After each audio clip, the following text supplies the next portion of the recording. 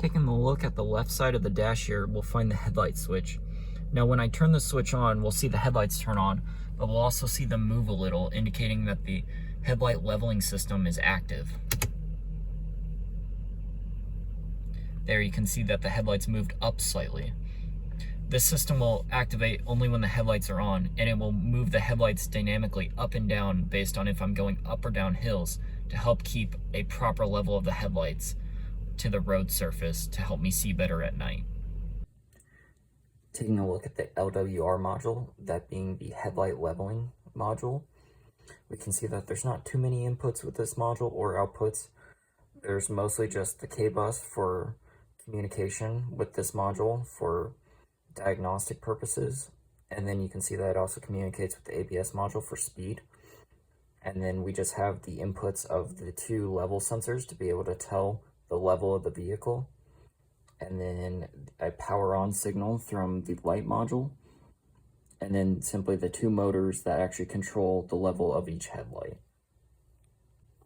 Now taking a closer look at the level sensors for the system, we can see that we have a 5-volt pull-up resistor that provides power to each hall sensor, and then you have the signal wire that runs to a pull-down resistor on each side, and then there's also a pull-down resistor on the ground side that then grounds the circuit. And that is an overview of the different level sensors for the vehicle. One issue you could see with these sensors would be if there was an open on the signal or the power.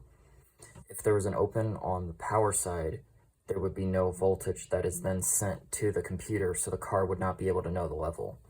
If there was an open on the signal, you would see that there's a power and a ground, but again, the computer wouldn't know the level or the voltage change of the sensor, so therefore it would not be able to tell the level of the sensor, and it would end up disabling the circuit, not aiming the headlights correctly.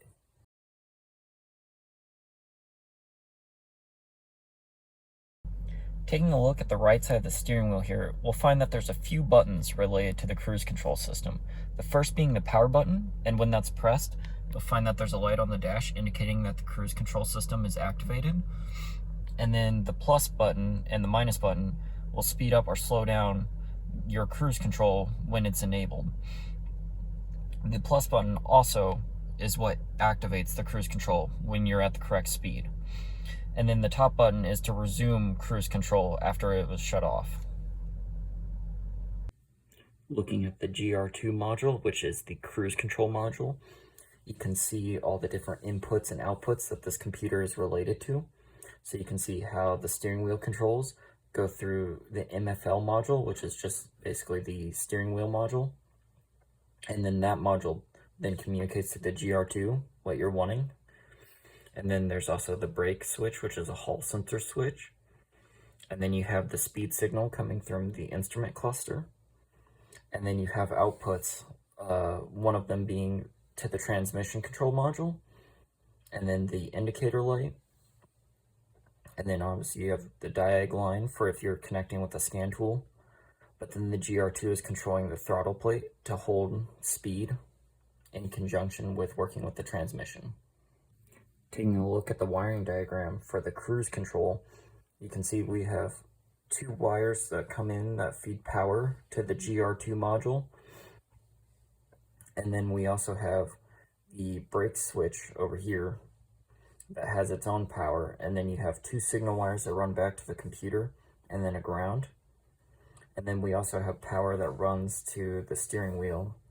Now, I want to point out that there seems to be something missing here because we have the different sides of the steering wheel buttons right here and here, but there doesn't seem to be any mention of the module that these buttons are connected to that then communicates with the computer.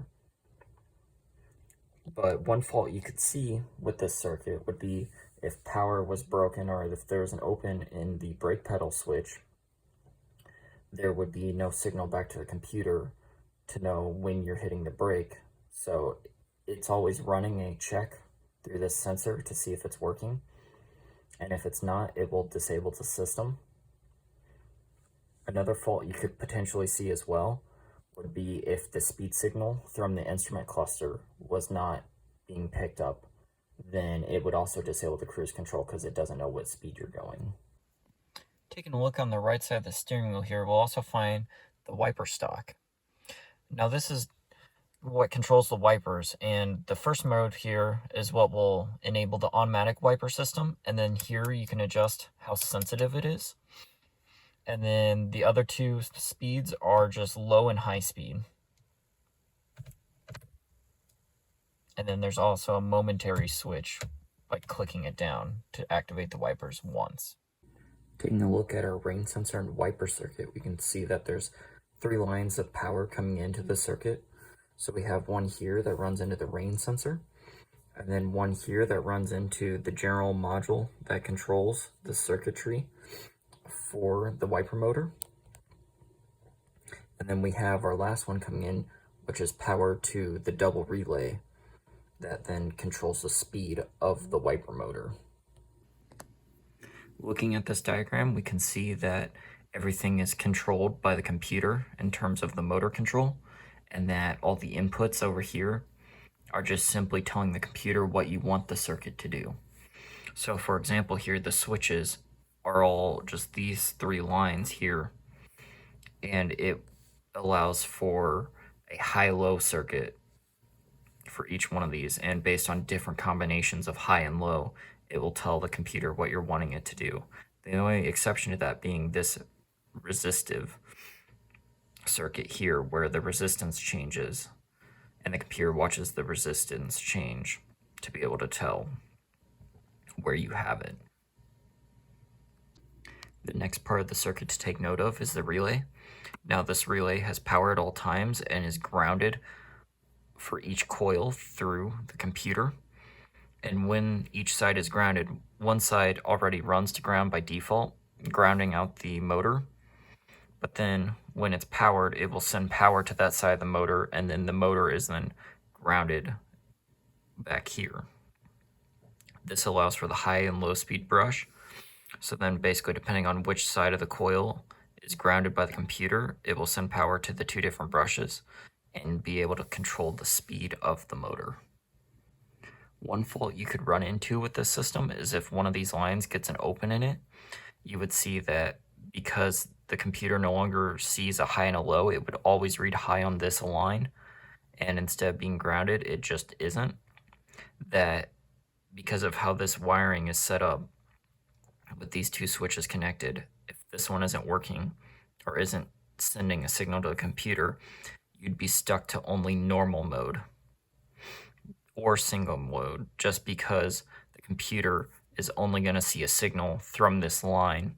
And since these are all connected without any combination, the computer just assumes or would see it as you just putting it in normal mode.